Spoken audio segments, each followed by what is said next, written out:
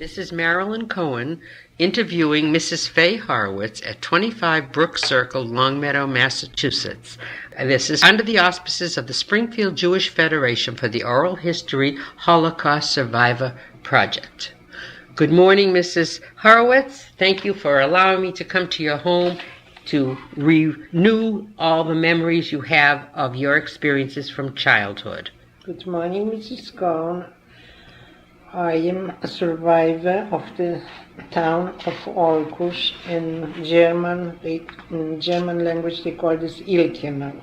The Germans entered the town on September 5th, 19... Can I interrupt you for a minute? I would like to, before we talk about the Holocaust, I'd like to go back to as far back as you can remember. I would like first to say when you were born and where you were born. Okay? And then start with your early childhood if we can. I was born at the same time. I was born in Holocaust and raised and went to school. When were you born? I told you. June 26, 1921. Yeah.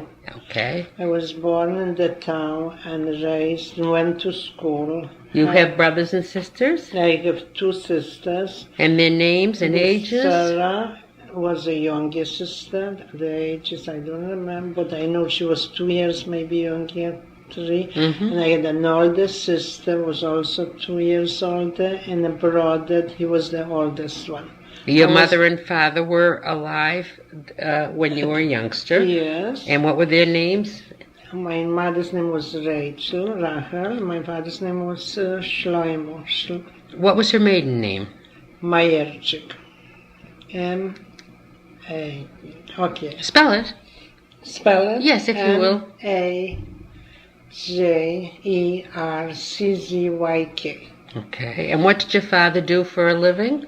He was a salesman. We had a manufacturing store, of textile store.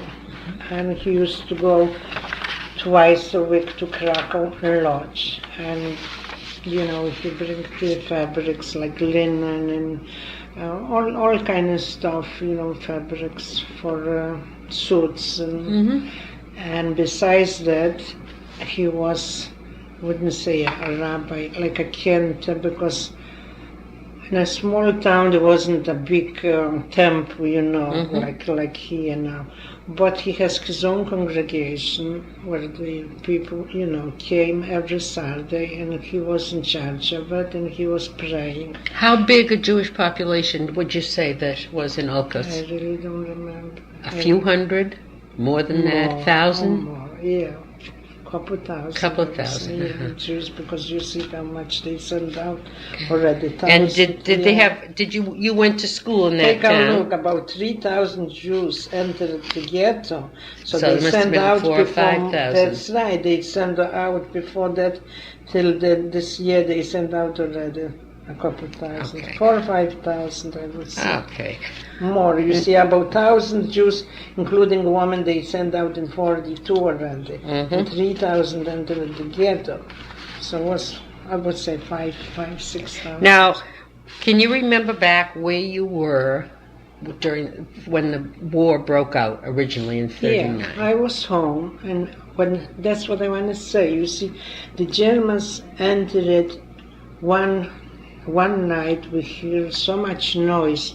As the windows were, shaking, and we didn't know what happened. In sleep, we heard the heavy machine when they came with the tanks and trucks. And it was such a noise. We didn't know they came to our city on September 5th, 1939, and they surrounded Poland from maybe 5-6 places, I know that for sure, all around. And when they came, they started right away, to kidnap people on the street. I told you about my brother. They kidnapped my brother. He didn't do anything. How old was he? He walked on the street. My brother, how old could he be? 22 something. And they brought him, I don't know where, they took him to the police or something and beat him. No. And then That was once. And then they came in the house, they chased him around over the bed with, a German assessment. He had the boots on, the heavy boots and the uniform. Chased him over on the table and chased him, I don't know for what. He didn't do anything wrong. And then they took all those young people and dig the holes in the streets. And I was thinking that's going to be for the soldiers to hide there. But after the war, I found out for what it was. They throw in the bodies to bury them. Yeah, to bury them. So they took your brother, and he was one of the diggers. Yeah, digging to this on the streets. Hole like for how you call it, to hide the bunkie, something like this. I didn't know till I found out now for what the mass graves they put them. So I think that's what I remember. They shot one policeman on a motorcycle, a German. What do you think they did? They grabbed people, Poles and Jews, they've been half alive, and they shot them and throw in a truck, maybe 100 of them, just for one because policeman. of one policeman. That's what I said. My husband said, why didn't you fight one? I said, look at what happened. One policeman, what they did. And they start, you see, in 1939, here, I remember when my brother went. Okay. Now your sisters and your mother and you and your father were all at home. Yeah, we've been home. And in 1940, they put no Juden allowed to come to the city. They sent us out in a town, which there was like a ghetto, okay? And that time, by 1940, dispatched 140 Jews. My brother was sent away. Okay, you see, here I have all those things what I need. What's a Judenrat? Okay. When the Germans entered the town, September 1939, they've been beating the Jews, and they've been taking over the property, kidnapping in the street. What did you do for food? Wait. And when they created the Judenrat in 1939, they burned like Jewish police. They all were, the white handbands and the armbands with David's Star of David. Okay, that in the beginning. After we have to wear yellow stars. Okay, so that the yellow star you had to sew on your clothes. Yeah. So and when the Judenrat, they told them today you have to bring to there was a big show. You have to bring all the men. This in this state we need 300 or 400. So much they give you like here the Jewish Community Center. So they made a Judenrat, and those men went. My father went, my brother went in the temple. They let out my father, which he came home in 1940. But my brother, they put on a truck, a closed truck like you transport, animals, like cattle or something, and beat them because somebody told them without saying goodbye to my mother and to us. You can imagine, my mother took sick because always she used to say that's the older son, and that's my Kaddish, and right. none of us was married even. So that was 1940. 1941 was it? You see, 1940, with the despair of 140 Jews, they sent down concentration camp. I know where he was because I have the postcard from him. He wrote to me. Second transport went with 130 Jews in January 1941. The third transport they sent 300 women, left in August 1941. In the spring 1942, I went also, shortly before the liquidation of the community. So, okay, we've been from 1940 to 1942 in a ghetto. And your mother, your sisters, two sisters, and your father. My father had a longer beard, and they pulled alive the beard. He was afraid to go out and to make a living, So he was hiding in a closet. I was the only one because my older sister was too weak, and my youngest sister also. I was the one what I had full of energy, and I said, I'm not going to let them die of hunger. And I took fabric, like a whole roll of, you can imagine, whole roll of linen. They used to make sheets and pillowcases because you never got in our city, ready. You have to sew it and buy the fabric. So I unrolled this, put on my stomach, rolled up, and I went to close by to the poles in exchange for body, for eggs, and I brought home, and we had on what to live. Then once, and it was when there was the entrance from our ghetto, from the village to the city, was a sign, no Juden allowed. And on where the sign was standing a man like on the border, you see, with the thing, with gun, and I look straight in the eyes. I have the yellow Jude. I wore, I remember, winter coat, and it wasn't really fur, but it was like gray fur, and it was a navy coat, and under the fur I had the yellow Jude, and this color covered the Jude. And I went straight looking in the face. I went to the city. I brought, like you get on, it's like a black market, or you get, yarn and everything. You have to stay in line. The people, the Poles have to stay in line to get this, but they have, border or something, you give on... Rationing. And I went in the city. They knew me because they knew we had a store, and all they took over the store. I went in, I brought some yarn and everything. It was like a black market. And I came to the ghetto, and I was selling this. But my life was so dangerous. If he would... Weren't you frightened? No. I said, You were, 21 years old? That time, no, young, in 1940. 40, 42, yeah. Yeah. And I said, what I have to lose? I don't have what to lose. And look him, smile in the right face. In the face. Yeah. And you did it more than once? I did more than one, and it was okay, and I did. But till 1942, they called up all the Jews, and once they came after the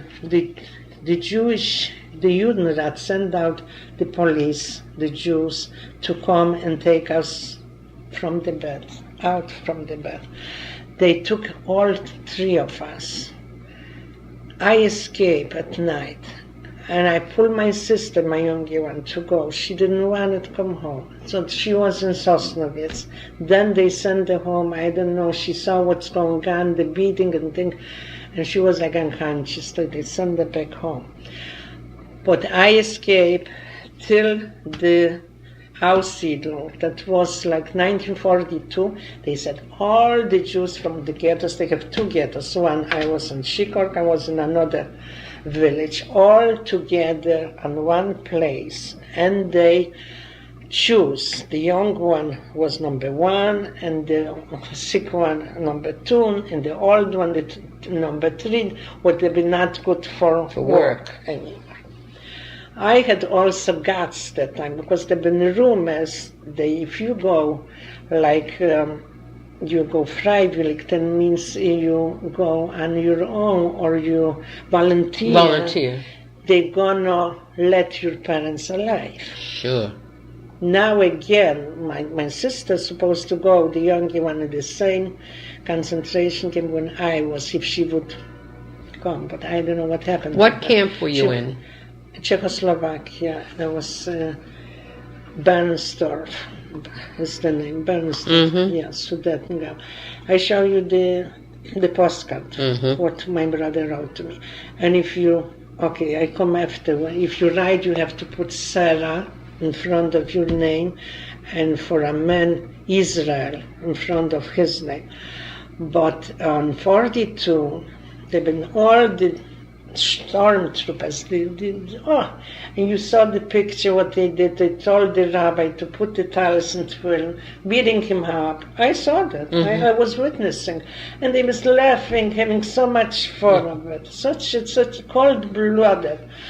And So I went to the biggest stormtrooper, I don't know, like Mengele or something, and I begged him. I say, I'll go in concentration camp, but voluntarily, if you're gonna let my parents. He took, there was like there was a robber, like he had a police car, a nightstick. Nightstick, or they call this audit, and he beat me. Billy club, like a billy club. Yeah. And he beat you? No, he beat me up because I went to kiss my mother, say goodbye. I saw, and I had a feeling I'm never gonna see again.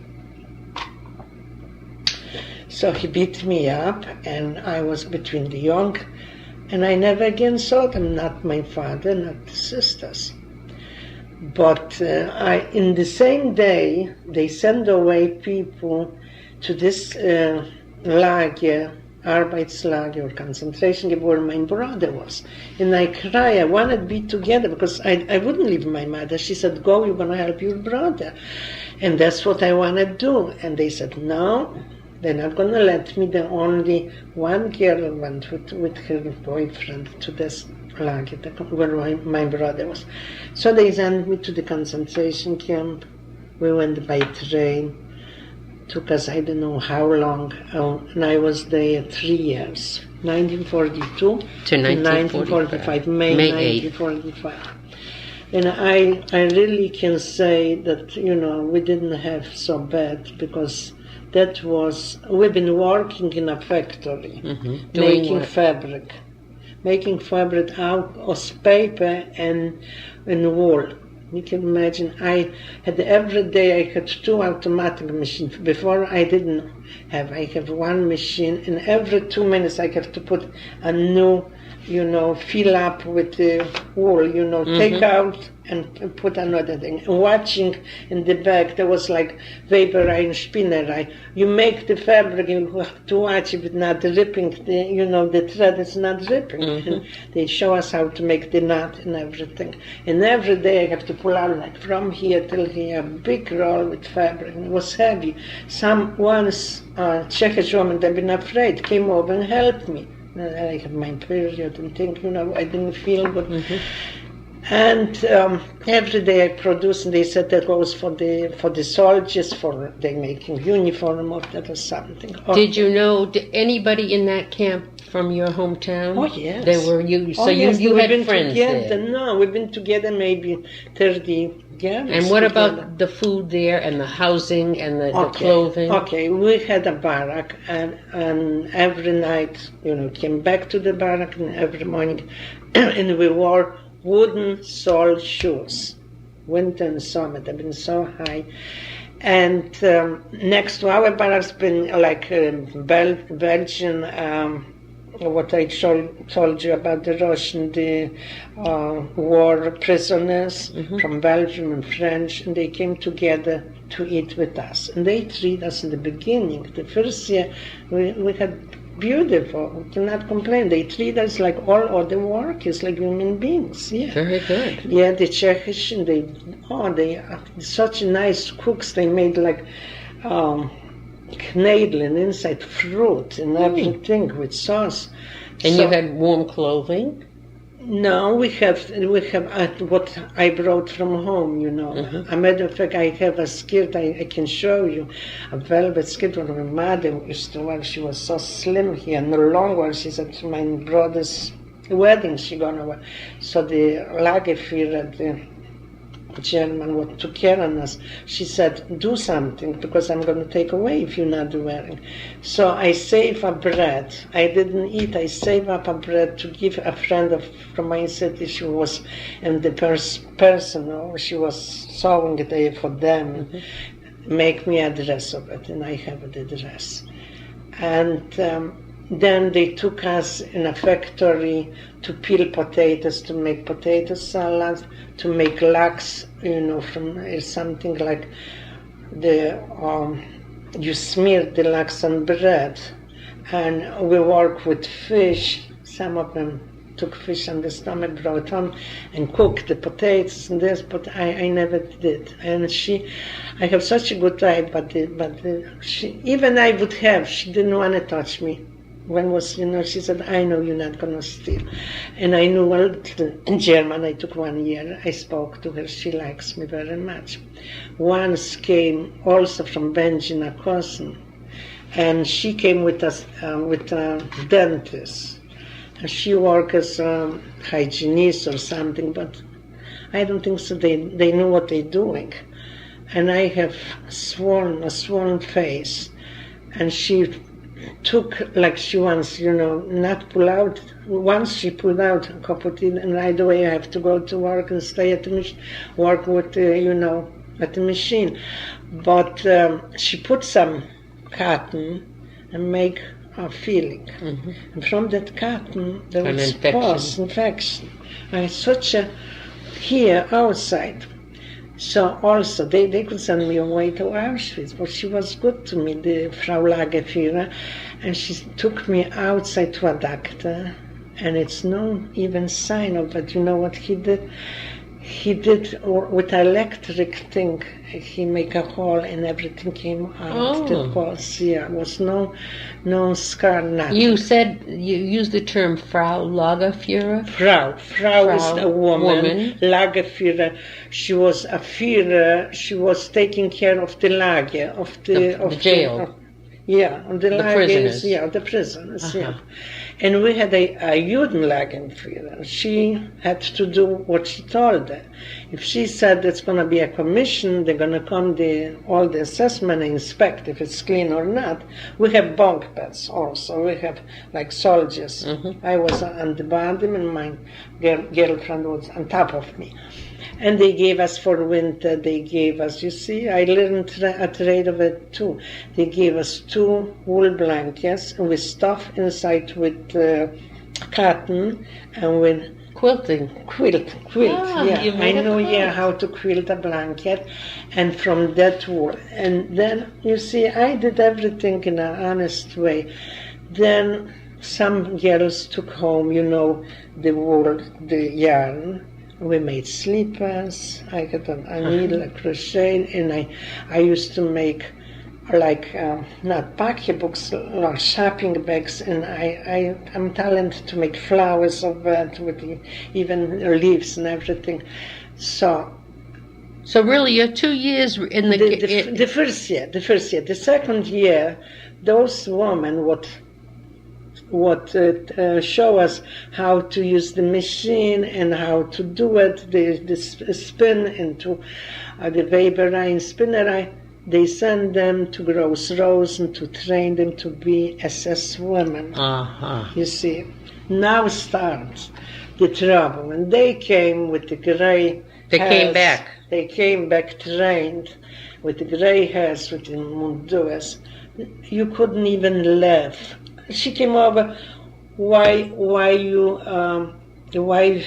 shout, warum schaust du mich so blöd an? That means, why you look so stupid at me? And he can give you a slap in the face. They wouldn't let you go to the ladies' room for nothing, over nothing. So once, you see, I took home a piece of thread and I told I'm making for her slippers. Because if she found, she's going to give me, a good lesson for it. So I said, you're going to find the slippers on top on the closet over where she had belonged to her. So she gave me a soup, because she was standing where they gave us every day. We had our plate and a little more soup. What was the soup? One potato, maybe a quarter of a potato, or a 1/8 of a potato with water, or a better portion of bread. We got also every day 1 slice or 2 slices bread with maybe a spoon of marmalade and butter. That was it. That was your meal? Yeah, that was for the whole day. But I save, I could save even up. And was some friends, I know, she ate up, okay, they gave us a whole bread or a half a bread for a week. And you have to make your own portions for every day. So you could eat it all one day and still have the rest of the week. Some of them did, And they've been starving already, Sure, you see. sure. And they've been even taking from somebody's luggage after I found is missing. I trust and everything. She was a big eater. She couldn't control herself, but I did. I knew it. That's I have to have a Sunday, Monday, every day, one portion. Otherwise, I'm going to starve to death. And came Yom Kippur, we didn't want to eat, and they wanted to punish us for it. You said you don't have enough to eat, but we didn't want to eat. We said we're going to save for night after Yom Kippur. Did you have to work on Yom Kippur Day? Sure. Yeah, you couldn't have a service or anything? No. When they, anyway. So you didn't eat all Yom Kippur Day until Sunday? We saved this, we saved the little soup with the bread. Some of them maybe. Anyways, in the beginning, there wasn't too bad. Like I said, the first year. Then when they came, they tortured us, and this and that. Once even they sent away some girls to Auschwitz because she saw somebody gave, from the workers, she gave a package, a little food or something. Then they've been jealous because it was one Bürgermeister. He was a handsome one. And this girl she is now in Montreal. She worked with me together. She was full of life. She stood on the table, was, dancing in how you say, on the ballet, toe dancing. Yeah, and everything. And they saw her twice over the office of the Bürgermeister, not Bürgermeister. He was like director. Okay, the director was very good. He was from Austria, and he liked us. He didn't say Juda Mädler. He called us, so fine, not the Jews. The Jews. Yeah. And he had really mercy. Once they gave us, the potatoes. They had a machine to mash the potatoes, and fell in one plate. And he didn't let us give us this because somebody can get hurt or sick. Not for the swine, even for the. He had heart. Yeah, he had feelings. Was he German? He was from Austria. Yeah, he was, but he was really a nice fellow. We've been lucky to have him. So when this girl went in the office, and those assessment cut her there twice. They wanted to send her away to Auschwitz, but he was involved, and this good director, he didn't let this should happen. I don't know how she get out of it. They didn't. But another one, they cut with a man what she worked there. I don't know, also exchange food or something. He gave her. So a beautiful girl was from another city. They they shaved her head. All the hair they took off till the skin. But also 1944, the last year they came to us girls, tall, with we had our hair, we could use lipstick, and the rest like human beings. But they came like men, shaved their hair. And there was the last year what they sent them out from Budapest and from Bucharest, from Hungary and Romania. And there have been two sisters, I never forget, tall, they wouldn't fit here, beautiful. She was, I think, a lawyer, or she has a husband, a lawyer, and they separated because she was pregnant. They sent her to Auschwitz. You can imagine how they separated her, she was crying. Then from one city, from Chrzanów, it's finished. They've been together 30 in one room, or I don't know, 20. Two of them die from the same city. From your hometown? No. From the other, from Chrzanów. Then was two sisters, Puro, from Będzin, or Sosnow, it's not far. One was so white and pale that she was coughing. They bought a casket and they put her ready, but the Lagerfeld also went out and got for her a sweet cream or something, and they brought her back to life. She was coughing, she was ending, really. We thought she's dying. And she came back to life. There was something, a miracle, really. Then, Did you have any medical care when you were there? Nothing. No. Oh yes, there was a Jewish girl, sanitariushka we call it. You know, this sanitary, like something wrong or something. You know, you cut or something. She took care. Like a nurse. Nurse. Yeah. Minor thing. But if you've been really sick, they send you away To the hospital. to finish. Yeah. So this one, there were two sisters, and the youngest one, once she went on top on the roof and she killed herself. The young girl, she was maybe 13 years old. Okay, in the of 1941, a ghetto was established in a suburb. It was open and probably not fenced off, but leaving the ghetto was forbidden, you see, and the entrances were watched by German and Jewish police. That's the ghetto you were in? Yeah. They were together with the new arrivals, about 3,000 Jews interned in the ghetto, entered the ghetto in the last few months before the liquidation. Transports to labor camps increased, and the German police on March 6, 1942, publicly hanged 3 Jews. And I watched them, and I saw what happened for illegally leaving the ghetto and smuggling food. And this is what you had been doing the whole time? Yeah. And I saw that there was a young man, a young boy, and was a father, a shoemaker of 2 kids, little small kids, and was a father, another man, I remember the name Matzner. There was before Purim, that's why I wanted to say it was so important. They took the man in the middle, like on Main Street, and on a tree they hung them, and the wife and the children and the parents of the young boy have to stay and watch what they do.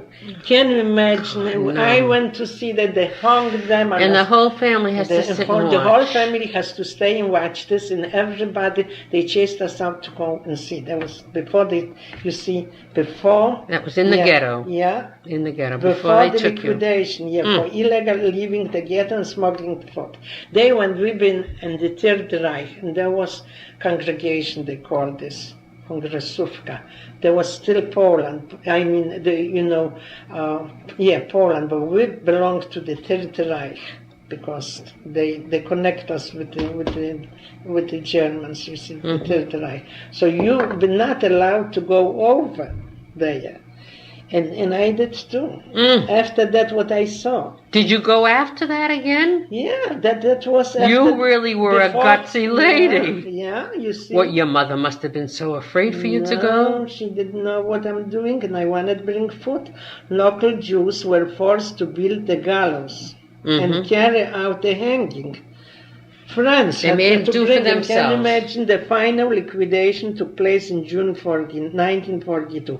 Then when I went to the concentration camp in June 1942 was a selection. You see how I told you was carried out to separate the most able-bodied men for labor camps and the women also from the rest of the among them local rabbi. The later were all sent to Auschwitz. A group of some 20 Jews was left to clear up the ghetto, and they were afterward deported and exterminated.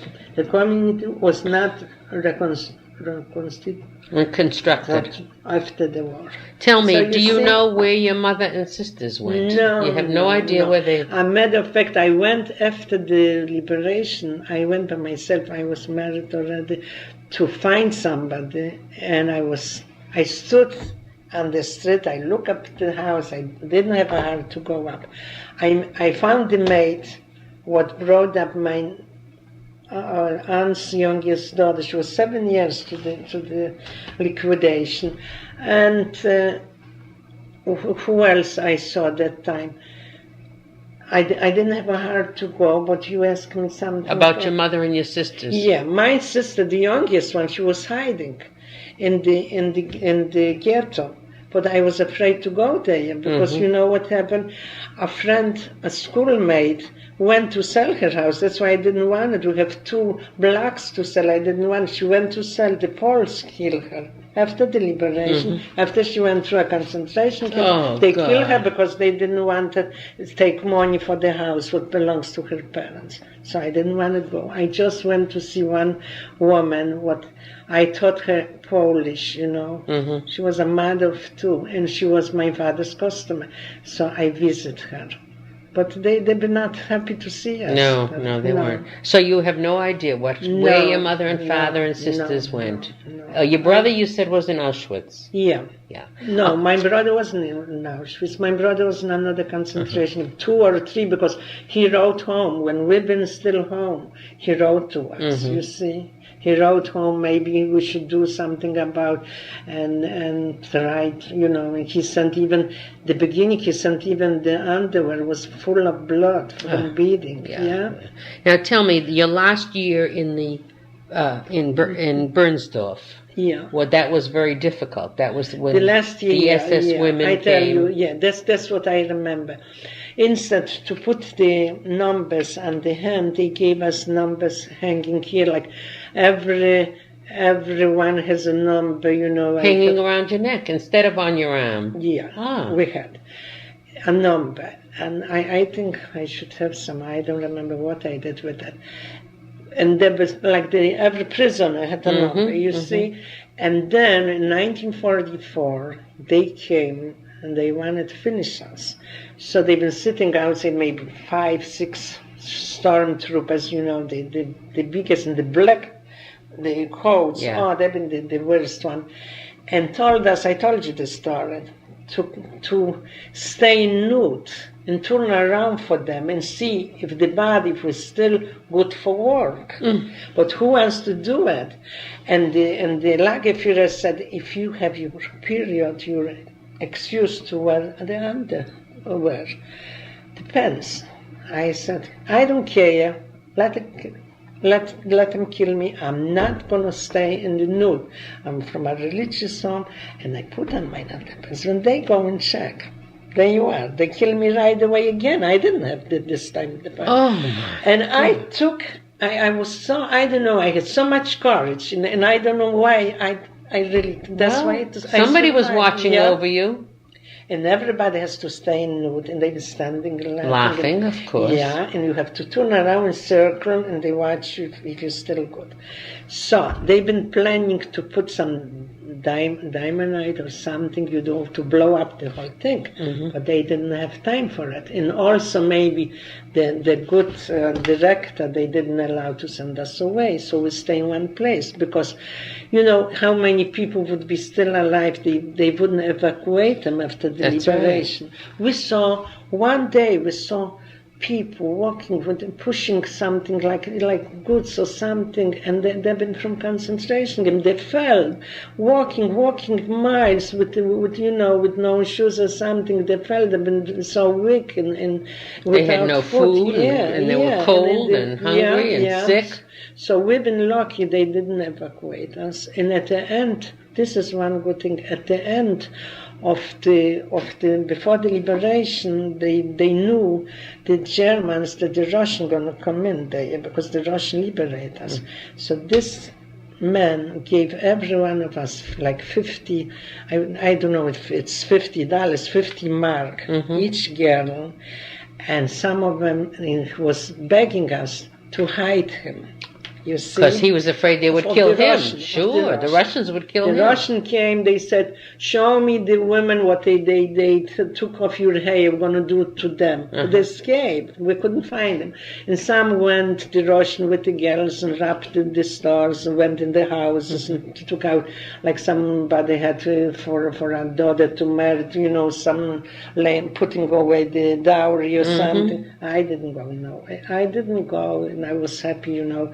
I went with my friend to look for it, and maybe somebody's alive. Okay, now when they liberated you, when the Russians liberated you, that was on May 8, 1945. They just opened up the gates and said, go? Yeah. You were on your own? Yeah. And you had a little bit of money? When we find out, they came The soldiers came, the one asleep in the beds, in the barracks. They came tired, and in the uniforms, they fell on the bunk sleeping. So they stay maybe a night or two because we saw them, and they they wanted to sleep with you or something. Sure, and they really, there was two sisters also, so religious girls. I don't know what happened, but I think they raped one of them. Probably. Because, sure, they've been like wild after war, and they didn't see a woman and everything. But they said even in Russian, I liberate you and you don't like me, something like this. Were you afraid of the Russians when they came? No. Okay, so but I forgot even how to say it. I mean, your horses means you don't like me, but I forgot. When you left the camp, Bernsdorf, what did you do? Where I went, okay. When I went, one from my city found a brother, and the brother was my brother's friend, so I went with her. And I still have my toys. I kept them. And I have a bag with all kinds of stitches, maybe 10 stitches, like you make, embroidery? Yes, but stitches, what we learn, like a chain stitch, all the stitches, and I make in school a bag. A sampler. Yeah, a bag. You pull this together, and inside I have my own toys and a little thing to put a pencil and all my toys. And you saved them all. That's wonderful. I saved my mother's brooch when she was like Carlsbad. It was like you go to Florida somewhere. She was in Odessa, she was in Russia. I was really brought up in a nice home, a comfortable life. Yeah. We had a maid. She took me in winter with a scarf, go to school, and she made me breakfast. So, I really have good at home. I was lucky. And unfortunately, really, the sisters, it was a nice family, and my mother had maybe 6, 7 sisters and uncles. They came together, like they came to every year to the grave, the Kaiver Ruvesan. That means, you come every year. They came before Yom Kippur. You go and to visit the cemetery. So they came. Did they all live in the same town? No. One was here in Krakow, you see. One was in Radom. One went. A couple years before the war, went to Israel, the youngest brother, which I have the pictures from him. And he took one daughter, and he had 4 daughters, and the wife didn't want to go away. Her family was in the city. So he took one daughter is alive. She has 2 sons in Israel, and she married a man from my city who was also, he finished college, he was very good looking, and the rest perished. No, okay, so you would get back to the camp. You left the camp. Yeah, and I left the camp in May 1945, and I was looking to find somebody from my family. When I came, there was also Germany, maybe, because it was when I came, I found a cousin. I found one cousin, and this cousin said to me, "You don't have to look for nobody. I'm sure, I know that your brother is not alive. And the sisters with the mother and father, I know for sure, because I know it, So you don't have to look for nobody." So I stay with her, with my cousin. And when I looked through the window, I was a devil. I opened up the window and I saw like 2 men walking. I said, "From where are you?" And they said, "We are from Iron." And we went through and we're still alive. That was my husband. He came and met me, and that was it. Oh my goodness! So what camp was he in? That was after I was liberated. Landsberg, Bavaria. We've been 4 years, but that was in Peterswaldau, and where, I met him where had he been? Had he been in prison? Yeah, he was also, but I met him there, and just like in a joke. Yes, isn't that amazing? If you hadn't opened the window and yelled out, he would have walked by. That's right, but you know what? after I cannot say now I'm sorry, but afterwards, when I found people when they grew up with me, men, and they knew their father belonged to my father, yes, of course, congregation, they started to cry. They said, "What did you do? 2 weeks after the liberation, you got married." You didn't know what to do. You were I young, was afraid to be alone. Get in trouble. Of course. So, but I never knew my husband before. I was never in Warsaw. It's like from here to go to New York, maybe further. He never was my city. My city was really a clean, nice, small town, I would say. But the doctors sent people to us because it was clean, was no pollution. One factory just, there was like in Warsaw was a lot, active thing. They have factories. We have just one factory where they made pots and pans. So it was clean. Your husband was from Warsaw? Yeah. And they sent people, they've been sick on lungs or something, but the air was so nice. We have a lot of woods and the good doctors clean sent mountain good air. climate. It was so nice, clean. And it came summer, you couldn't get anything from Benjamin, from Sosnowiec, from Hall. The Jews came and for letnisko in Polish, you go for vacation. For vacation. Now, did your husband lose his family all in Warsaw? He lost his father when he was a child, anyways. But the mother was left with 3 sisters, with 3 daughters. Alive after the war? Yeah. Not after. Not after. During the war, and she was working in a hospital somewhere, but. I don't know what happened. They got killed also. I don't think so. They've been concentration camp. What did your husband do for a living then? He was young also. Yeah. He was. I don't know what he learned. So you got married a couple of weeks after you were liberated? No, I got liberated in May and I married in July. It was 2 months after the liberation. 45, right. Yeah. There was in Landsberg. And so you lived in Landsberg? In Landsberg we've been for 4 years, and during the 4 years, he came to visit Landsberg because it was a big lager. What's his name? From Israel. I have a book about him. David Ben-Gurion. David Ben-Gurion came to visit. He spoke to us. He shook hands with me, and he said, "You young, why don't you come and work on the kibbutz?" And we didn't know what to do. We signed up for Israel. We signed up to go to the USA, to America. And that happened. They called us in 1 week. We went through the commission. We've been healthy because some of them, they stopped. They have problems with lungs. They wouldn't let you in here. And so they called us, and we've been, lucky to come here. But we have relatives. My husband had cousins in the Bronx, and they live in Co-op City, and he was a retired pharmacist. They just passed away a few years ago. We used to go visit them. Was very proud of my husband. He said, "What you achieved in those few years, few is already 40 years since we're here. We came 1949. Okay, I want to go back. To right after you were married. Yeah. How long did you live in Landsberg? 4 years. 4 years. What did he do there? 45 till 49. Well, he went to Austria. And he was making some kind of business, selling, and Was it a comfortable living in Landsberg, or was it living in a ghetto?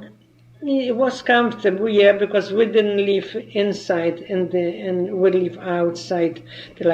We have 1 room, and in the 1 room, we had a friend what lives in New York, so I put, was 1 bed for a soldier, small bed, and I put a curtain.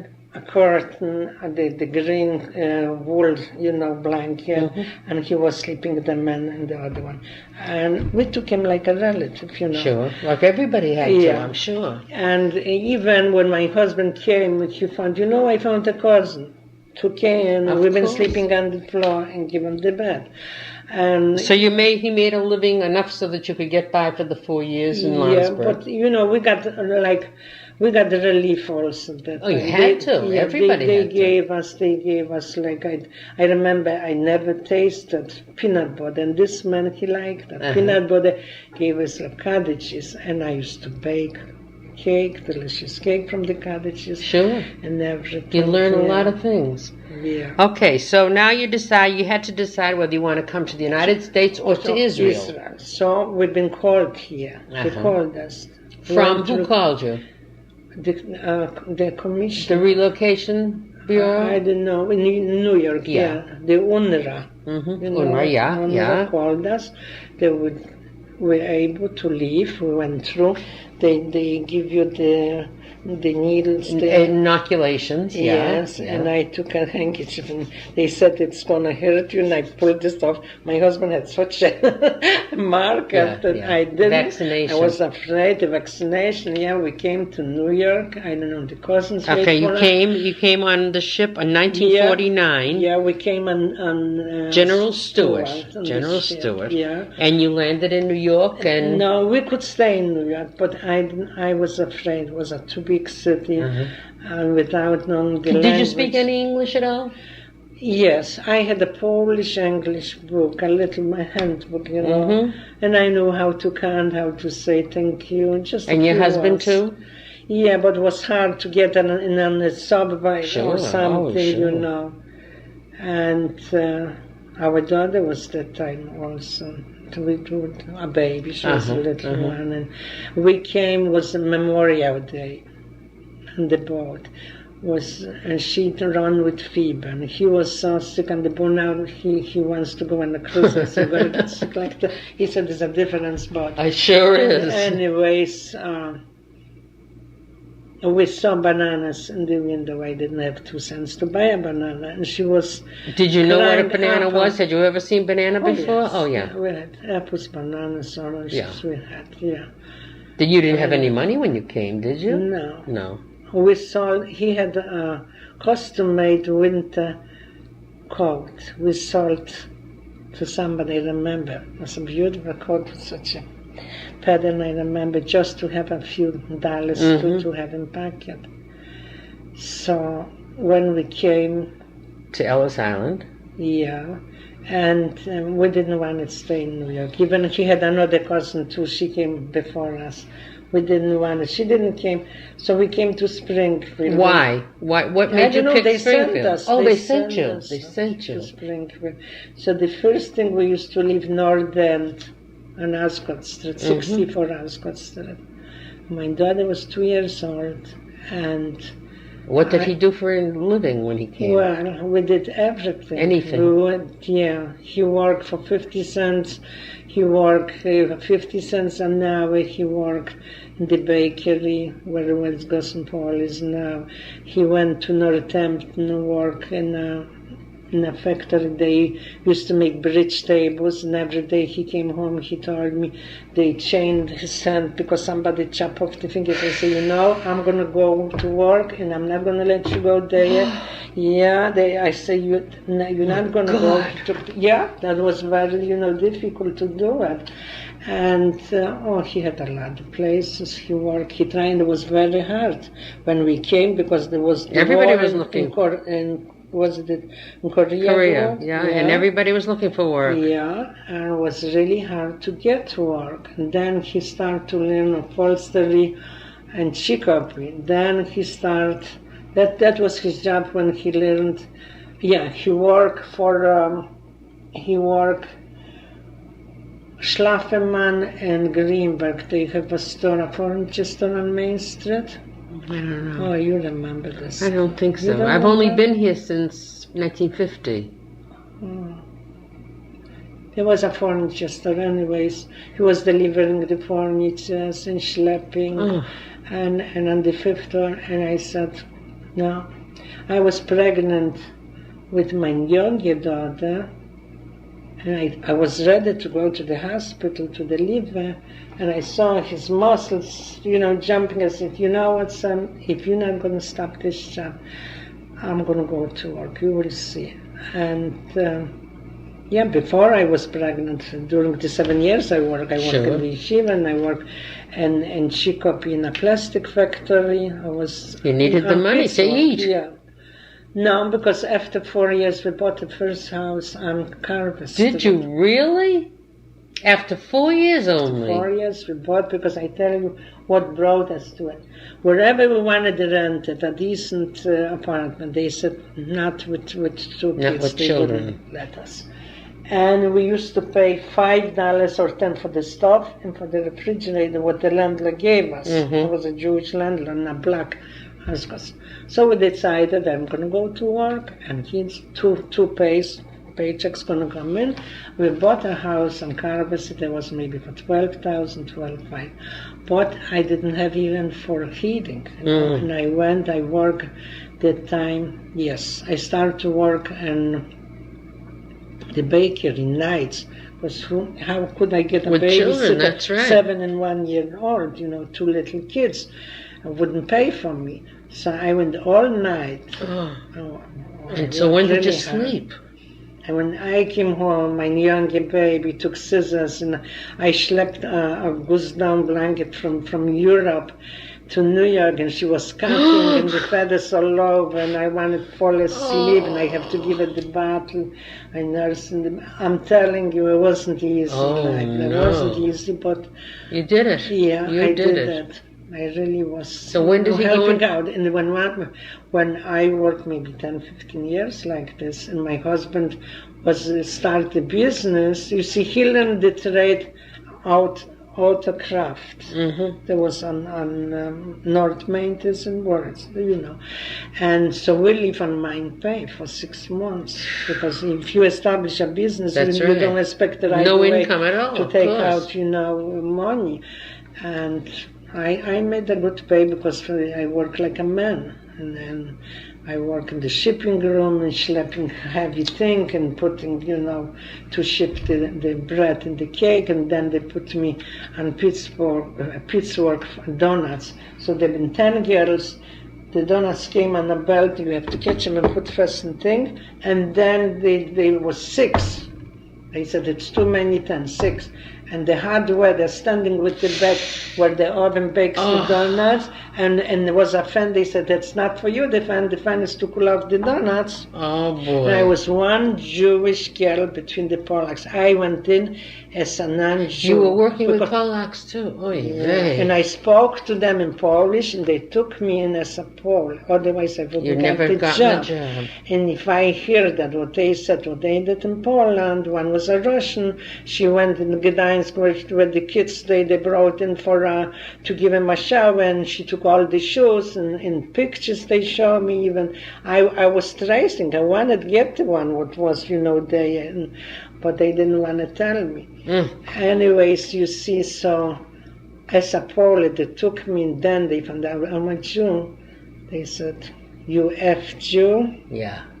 That's what Of course. I cry. After you worked with them for how many years? Yeah. I worked for 15 years. He said, you fucking Jew. Yeah. I went to the boss, and I told him, I cried. So he said, if they're going to do something to you, complain. But you see, always, in this always, country. And there was one Polish, and I invited him. She said, I'm going to go eat the matzah. What the Jews killed Jesus and put the blood. No, in this country, would you believe how such a stupid girls believe in that they were still taking the blood in the matzah? And I was a good worker, because if they wanted to know how many, they test me so fast like a machine. I didn't have no choice. I said, I have to work. Of course, you needed it for the house. Yeah, and you know what else? And what brought me to it? When my daughter was living in Forest Park, there was on Carver Street. We belonged to Bethel there, because it was very close by, walking distance, and I didn't want to drive. We had the car. I didn't want to drive the high holidays and Rosh Hashanah and Yom Kippur. But she came home crying. She had a hole in the white boots. I said, nobody going to make fun of my daughter. And I went nights. That wasn't easy for me. Believe me, when I came home, I cook and I bake and I clean the house and my hands and knees. I don't know where I had that. Where you got the strength? I don't Where know. did you get Then we bought a house on Homestead Drive, a two-family next to Bernard Glacier. You know them? Yeah. And he used to, at the mic, he used to say, what's her name, to the wife, look at Mrs. Horowitz, the hair are done, she bake and cook, and she go collects money for heart, and for cancer and everything. She admired me, how I did, really.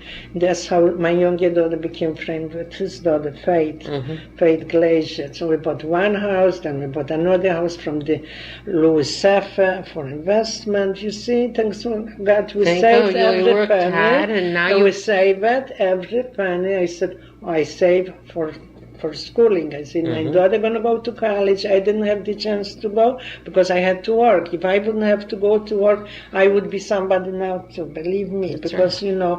I had talent and making an art. Yeah.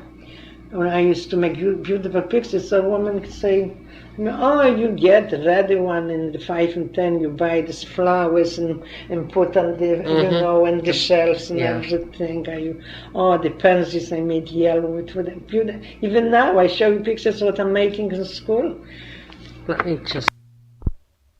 Mrs. Horowitz, I think we've covered just about everything, but I'd like to get a little story about your children and your family life now. Tell me about your daughters. How old are they? What are their names? What are they doing? Okay.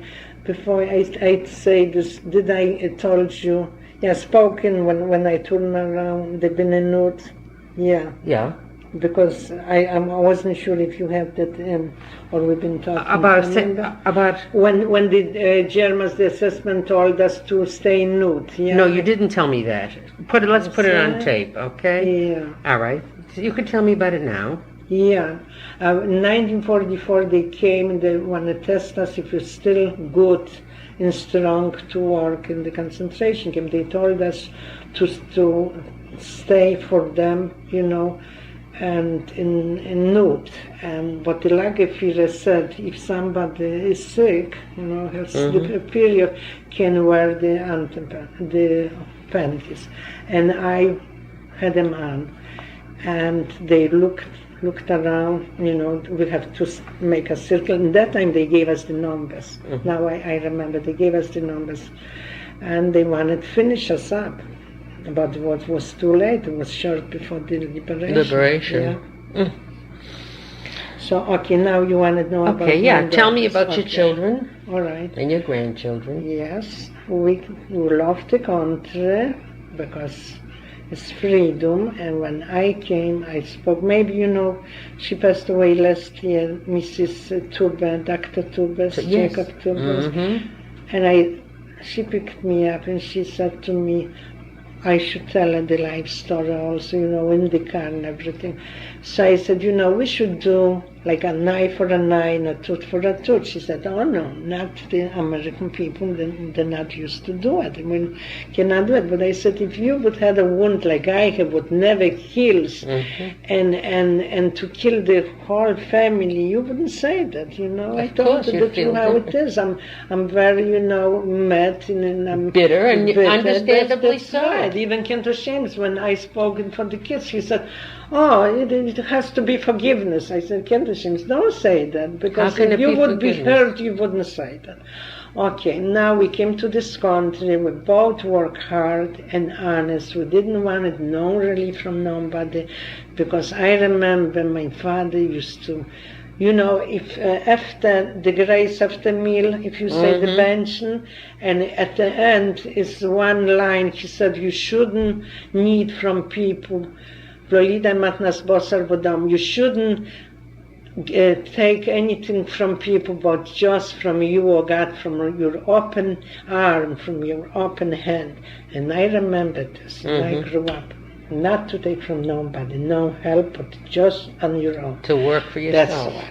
So that's, I learned at home, and that's what I did. Even I have to work hard, but I went and I worked, my husband did, and everything what we have, thanks God, I accomplished from the 10 fingers. And you have hard labor. You have two daughters? 2 daughters, I had 3 miscarriages.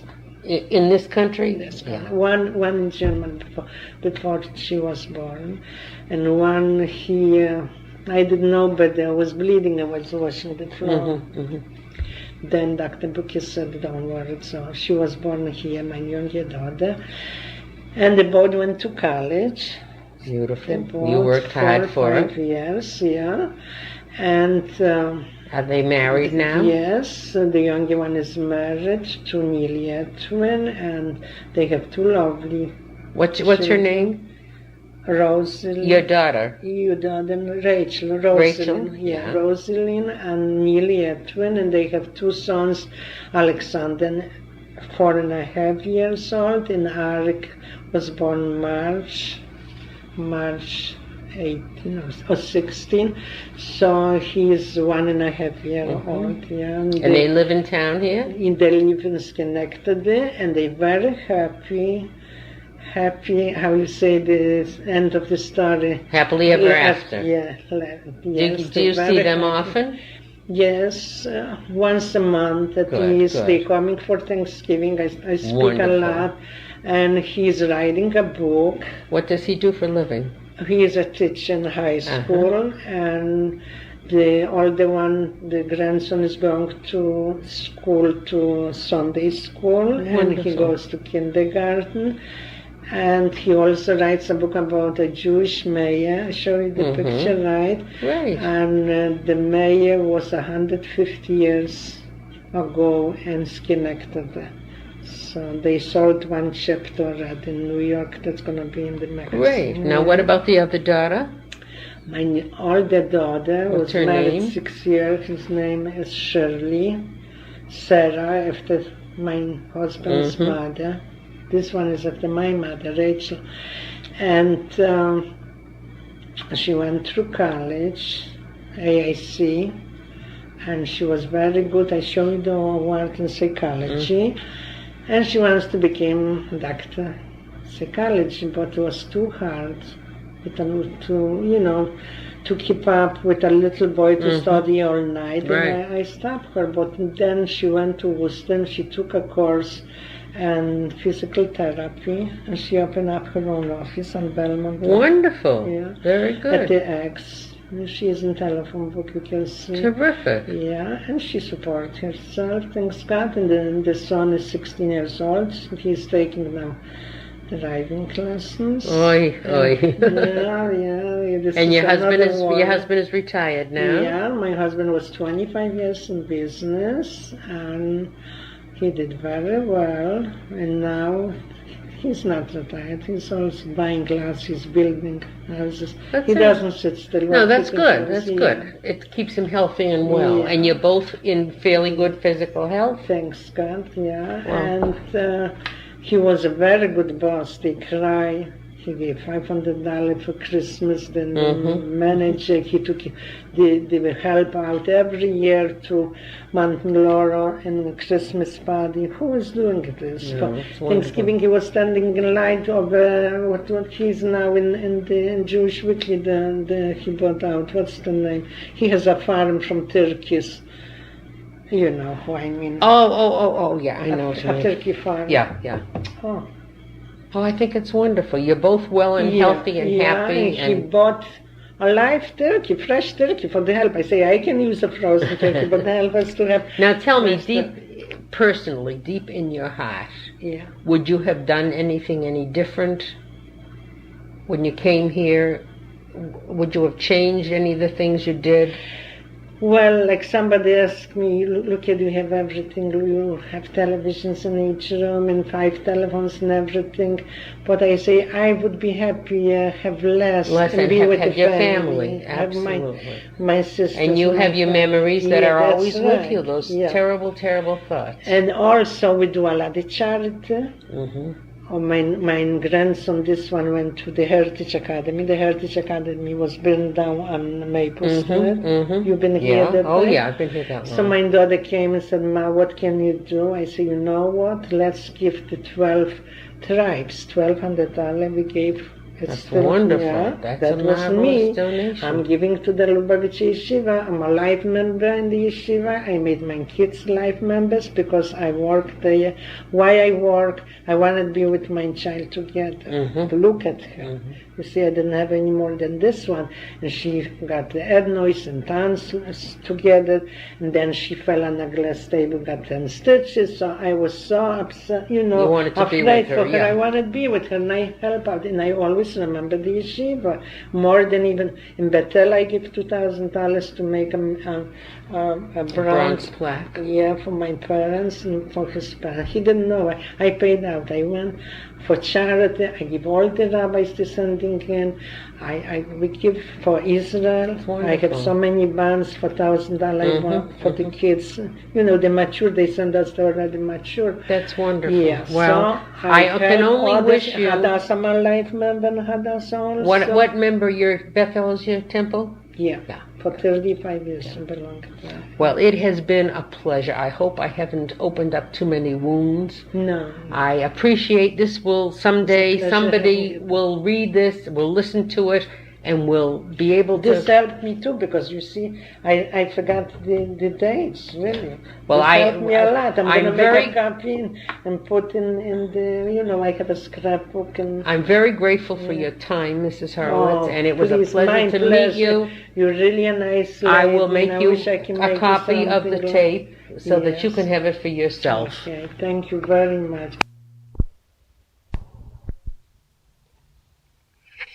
After our taping was completed, Mrs. Horowitz called me at home and gave me the names of the 3 men that she witnessed the hanging of in the ghetto on side 2 of tape 1. We refer to these names in my outline. Young boy of 16 to 17 years of age by the name of Glaipman, Glaipman. The father of 2 sons, Chaim Pinkus, Pinkus, and also a father of 2 boys, a Mr. Matzner, Matzner.